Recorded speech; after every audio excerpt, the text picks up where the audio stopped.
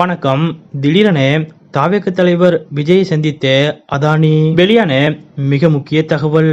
அப்படி விஜய் அவர்களை சந்தித்து தொழிலதிபர் அதானி அவர்கள் என்ன சொன்னார், இவர்களது சந்திப்பில் என்ன நடந்தது என்பது பற்றிய மொழிவர்த்தோட இப்ப நம்ம பார்க்கலாம். தமிழ்நாட்டில் 2026 சட்டமன்ற தேர்தலுக்கான வேலைகள் பரபரப்பாக நடைபெற்று வரும் நிலையில் மூன்றாவது முறையாக சிபிஐ விசாரணைக்காக தவிக தலைவர் விஜய் அவர்கள் நேற்றைய தினம் டெல்லி சென்று வந்துள்ளார். மேலும் உண்மையில் சிபிஐ விசாரணை என்ற பெயரில் அரசியல் டீலிங் பேசுவதற்காகத்தான் டெல்லிக்கு விஜய் அவர்கள் வரவழைக்கப்பட்டுள்ளார் என்று தொடர்ந்து பல்வேறு தரப்பிலிருந்தும் செய்திகள் வெளியாகின. ஆனால் இன்றைய தினம் தவிக தனித்து போட்டியிடப் போவதாகவும் முதல் கட்ட வேட்பாளர்கள் பட்டியலும் கூட வெளியாகிவிட்டது. இருப்பினும் பாஜக சார்பில் விஜயிடம் டீலிங் பேசப்பட்டது உண்மைதான் என்று தகவல் வெளியாகியுள்ளது. அதிலும் விஜய் அவர்கள் டெல்லி சென்றபோது பாஜக சார்பில் இந்தியாவின் மிகப்பெரிய தொழில் சாம்ராஜ்யத்தின் அதிபரான அதானி அவர்கள் விஜய் சந்தித்து பேசியதாக கூறப்படுகிறது. அதாவது சிபிஐ விசாரணைக்காக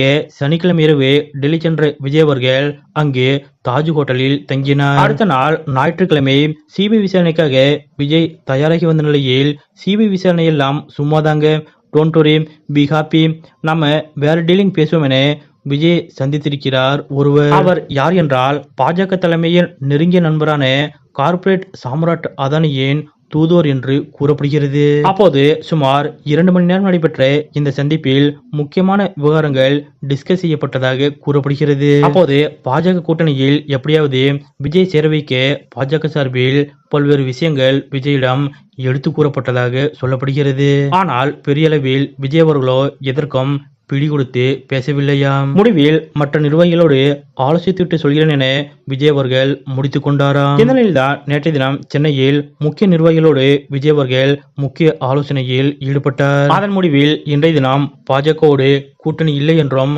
தனித்துதான் போட்டி என்றும் திட்டவட்டமாக விஜய் அவர்கள் தெரிவித்துவிட்டார். டெல்லி சென்ற விஜயிடம் பாஜக சார்பாக தொழிலதிபர் அதானி அவர்களது முக்கிய தூதுவர் சந்தித்து பேச்சுவார்த்தை நடத்தியதாக கூறப்படுவது பற்றிய உங்களுடைய கருத்துக்கள் என்ன அப்படிங்கிறத மறக்காம கமெண்ட்ல குறிப்பிடுங்க.